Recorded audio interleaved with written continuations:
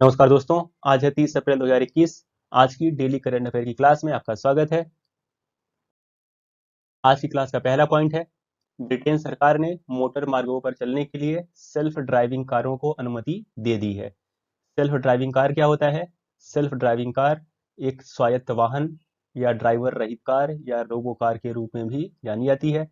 यह एक ऐसा वाहन होता है जो अपने पर्यावरण को समझने और बहुत कम या कोई मानव बिना किसी मानव इनपुट के साथ सुरक्षित रूप में चलने में सक्षम होता है। तो सेल्फ ड्राइविंग कार का दूसरा नाम होता है ऑटोनॉमस व्हीकल या ड्राइवरलेस कार या रोबो कार। तो यहाँ पे जिक्र आया है यूके का। तो यूके, ग्रेट ब्रिटेन और इंग्लैंड में अक्सर लोग कंफ्यूज रहते हैं, तो थोड़ा सा मैं इसको क्लियर कर देता हूँ। यूके यूनाइटेड किंगडम, यूके का फुल फॉर्म होता है यूनाइटेड किंगडम। यूनाइटेड किंगडम एक सोवरेन स्टेट है और इसके अंदर, यूके के अंदर 4 कंट्री आती हैं। कौन कौन सी? इंग्लैंड, स्कॉटलैंड, वेल्स और नॉर्दर्न आयरलैंड। तो इंग्लैंड, स्कॉटलैंड, वेल्स और नॉर्दर्न आयरलैंड, इन सबको मिला करके, इन चारों को मिला के हम बोलते हैं यूके। ग्रेट ब्रिटेन क्या होता है? ग्रेट ब्रिटेन के अंदर आता है इंग्लैंड, स्कॉटलैंड और वेल्स। 3 कंट्री आती हैं ग्रेट ब्रिटेन के अंदर। और इंग्लैंड क्या है? एक कंट्री है विद इन यूके, यूके के अंदर एक कंट्री है। तो यूके के अंदर 4 कंट्रीज आती हैं, इंग्लैंड, स्कॉटलैंड, वेल्स और नॉर्दर्न आयरलैंड। ग्रेट ब्रिटेन के अंदर 3 आता है, इंग्लैंड, स्कॉटलैंड और वेल्स। ठीक है, तो यूके और ग्रेट ब्रिटेन में क्या अंतर है? यूके में आयरलैंड भी ऐड हो जाता है, नॉर्दर्न आयरलैंड भी ऐड हो जाता है, तो 4 कंट्री हो जाती हैं। ग्रेट ब्रिटेन में 3 कंट्री हैं केवल, इंग्लैंड, स्कॉटलैंड और वेल्स। तो आप कह सकते हो कि अगर ग्रेट ब्रिटेन में आप नॉर्दर्न आयरलैंड को भी मिला दो तो यूके आपका हो जाता है ना। और इंग्लैंड तो केवल एक कंट्री है और ये यूके के अंदर आती है। इसके बाद ये डायग्राम में, पिक्चर में हम देख सकते हैं। ठीक है, तो ये आपका यूनाइटेड किंगडम है जो ये पिंक कलर से दिख रहा है। तो इसमें आपका इंग्लैंड हो गया, इंग्लैंड आता है, वेल्स आता है, स्कॉटलैंड आता है और नॉर्दर्न आयरलैंड आता है। ये 4 कंट्री हो गई। इंग्लैंड इधर है आपका, एक कंट्री है। और ग्रेट ब्रिटेन में आपकी 3 कंट्रीज आती हैं। कौन कौन सा? वेल्स, इंग्लैंड और स्कॉटलैंड। इसके बाद आज की क्लास का दूसरा पॉइंट, बेंगलुरु स्थित centre for wild life studies की मुख्य संरक्षण वैज्ञानिक डॉक्टर कृति करंत को 2021 के वाइल्ड इनोवेटर अवार्ड के लिए चुना गया है। और ये अवार्ड पाने वाली डॉक्टर कृति करंत भारत की पहली और एशिया की भी पहली महिला हैं। तो डॉक्टर कृति करंत को वाइल्ड इनोवेटर अवार्ड मिला है। और डॉक्टर कृति करंत जी बेंगलुरु स्थित centre for wild life studies CWS में मुख्य संरक्षण वैज्ञानिक है। इसके बाद आज की क्लास का तीसरा पॉइंट, टीवी सोमनाथन को वित्त सचिव के रूप में नामित किया गया है। TV Somanathan has been designated as finance secretary. तो टीवी सोमनाथन कौन है? टीवी सोमनाथन 1987 बैच के भारतीय प्रशासनिक सेवा के तमिलनाडु कैडर के अधिकारी हैं। Indian administrative services IAS officer हैं ये, तमिलनाडु कैडर के, 1987 बैच के। वित्त मंत्रालय में सभी सचिवों में सबसे वरिष्ठ अधिकारी को वित्त सचिव के रूप में नामित किया जाता है।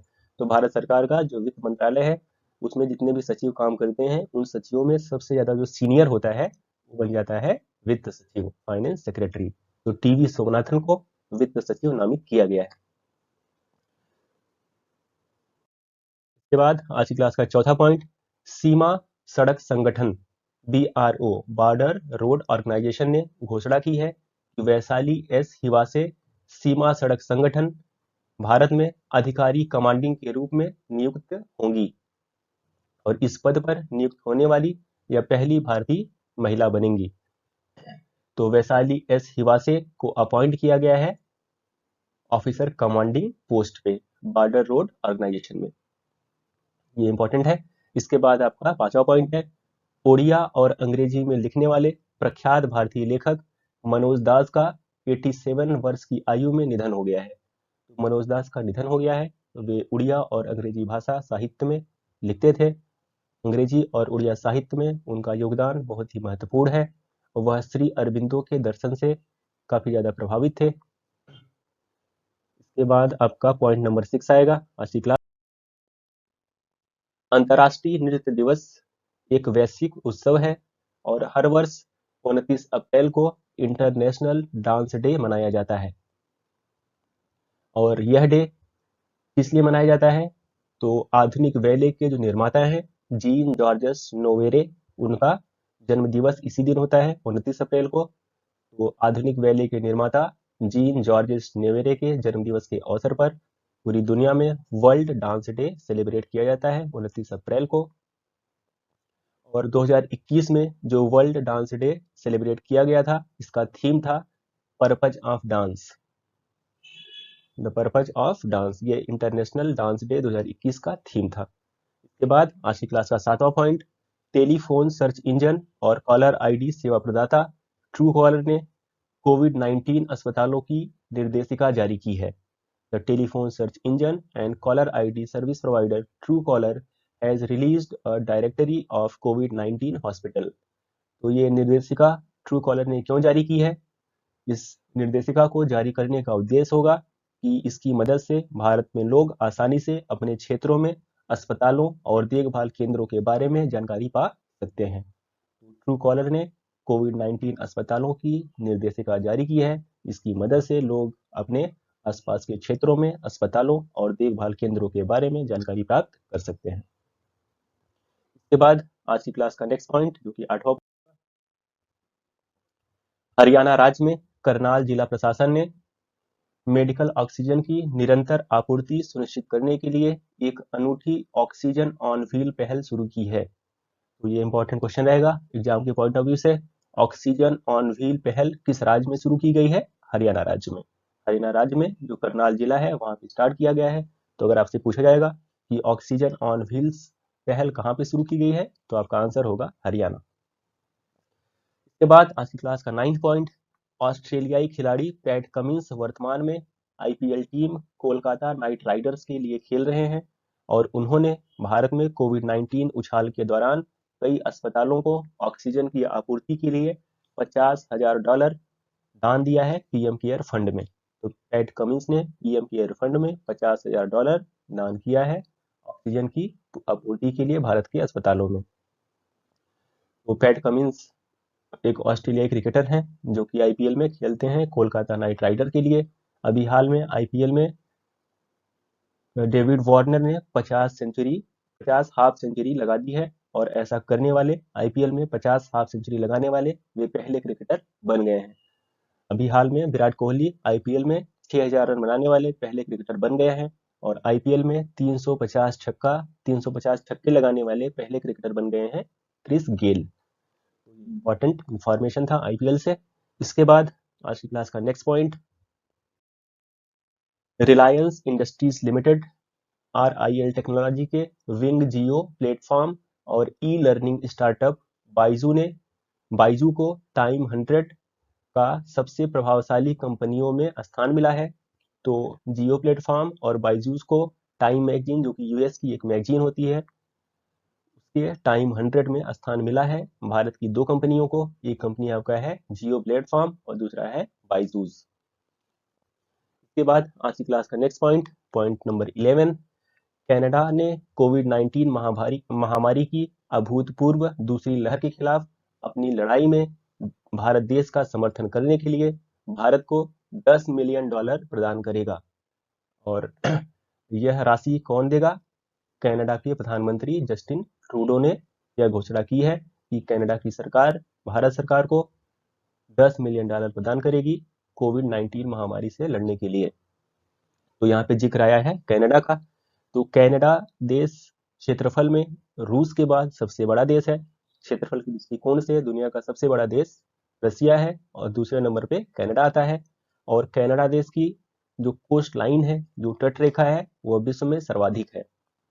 कनाडा की कोस्ट लाइन सबसे लॉन्गेस्ट है पूरे वर्ल्ड में। इसके बाद आज की क्लास का 12वां पॉइंट,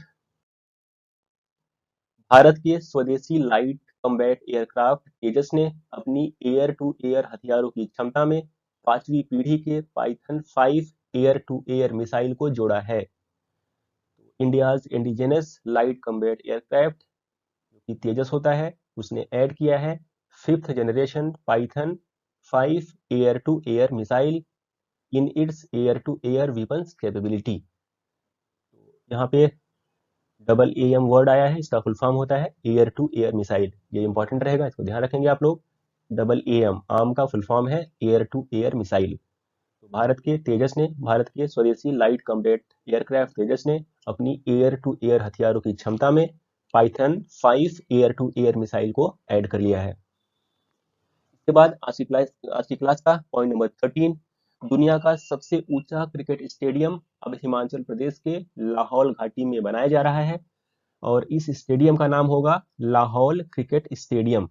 लाहौल क्रिकेट स्टेडियम अब दुनिया का सबसे ऊंचा क्रिकेट स्टेडियम होगा, जिसे हिमाचल प्रदेश की लाहौल घाटी में बनाया जा रहा है। इसकी ऊंचाई समुद्र तल से 1000 फीट के आसपास होगी और जो अभी अटल सुरंग बनाई गई है, तो अटल सुरंग के आसपास ही ये स्टेडियम बनेगा। लगभग 8 किलोमीटर दूर होगा अटल सुरंग से ये स्टेडियम। तो धर्मशाला क्रिकेट स्टेडियम, जो कि इसके पहले दुनिया का सबसे ऊंचा क्रिकेट स्टेडियम था, तो धर्मशाला अब दूसरे नंबर पे हो जाएगा और सबसे ऊंचा हो जाएगा लाहौल क्रिकेट स्टेडियम। यहाँ पे थोड़ा सा ही मिस्टेक है स्लाइड में, इसको देख लीजिएगा। धर्मशाला क्रिकेट स्टेडियम अब दूसरा सबसे बड़ा नहीं, सबसे ऊंचा है। बड़ा के प्लेस पे यहाँ पे ऊंचा आप नोट कर लीजिएगा। धर्मशाला क्रिकेट स्टेडियम अब दुनिया का दूसरा सबसे ऊंचा क्रिकेट स्टेडियम होगा। सबसे ऊंचा लाहौल क्रिकेट स्टेडियम होगा, दूसरे नंबर पे आपका हो जाएगा धर्मशाला हाइट के हिसाब से। इंग्लिश की स्लाइड में सही लिखा हुआ है, Dharamshala cricket stadium will be now second highest cricket stadium. Dharamshala आपका सेकंड हाईएस्ट होगा, फर्स्ट हाईएस्ट आपका हो जाएगा लाहौल क्रिकेट स्टेडियम। तो यहाँ पे जिक्र आया है हिमाचल प्रदेश का, तो Himachal Pradesh national education policy NEP लागू करने वाला पहला राज्य है और ई कैबिनेट और ई परिवहन व्यवस्था लागू करने वाला भी पहला राज्य हिमाचल प्रदेश है। हिमाचल प्रदेश ऐसा पहला राज्य भारत का है जो कि 100% LPG कनेक्शन दिया है। भारत में 100% LPG कनेक्शन देने वाला पहला राज्य हिमाचल प्रदेश है। और जो ये लाहौल है, लाहौल स्पीति एक जिला है हिमाचल प्रदेश का, यह हींग की खेती के लिए प्रसिद्ध है। लाहौल हींग की खेती के लिए प्रसिद्ध है। तो कंफ्यूज आपको नहीं होना, लाहौर अलग चीज है, लाहौल अलग चीज है। लाहौर एक राज्य है पाकिस्तान का और लाहौल एक जिला है। लाहौल स्पीति एक जिला है भारत के हिमाचल प्रदेश राज्य का। तो लाहौल क्रिकेट स्टेडियम अब दुनिया का सबसे ऊंचा क्रिकेट स्टेडियम बन जाएगा और लाहौल फेमस है हींग की खेती के लिए। इसके बाद आज की 14th पॉइंट, एक चीनी अंतरिक्ष खनन स्टार्टअप ने पृथ्वी की कक्षा में एक रोबोट प्रोटोटाइप लॉन्च किया है। यह रोबोट प्रोटोटाइप एक बड़े जाल के साथ अन्य अंतरिक्ष यान द्वारा छोड़े गए मलबे को स्कूप कर सकता है और इस रोबोट का नाम होगा NEO-01, NEO-01, a Chinese space mining startup launched into low Earth orbit on Tuesday, a robot prototype that can scoop up debris left behind by other spacecraft with a big net, and the name of the robot will be the NEO-01। ये important point रहेगा। इसके बाद आज की class का 15th और सबसे last point, सीमा शुल्क जांच से संबंधित मामले में सूचना और संबंधित अपराधों के आदान प्रदान को रोकने के लिए भारत और यूके के बीच एक समझौता हुआ है। तो भारत और यूनाइटेड किंगडम ने एक समझौते पर हस्ताक्षर किए हैं। यह समझौता सीमा शुल्क जांच से संबंधित है और यह सीमा शुल्क जांच से संबंधित मामलों में सूचना और संबंधित अपराधों के आदान प्रदान को रोकने के लिए किया गया है। An agreement between India and UK happened to prevent the exchange of information and related offences in matter related to customs investigations। इस तरह से आज की क्लास यहीं पे समाप्त होती है। जय हिंद।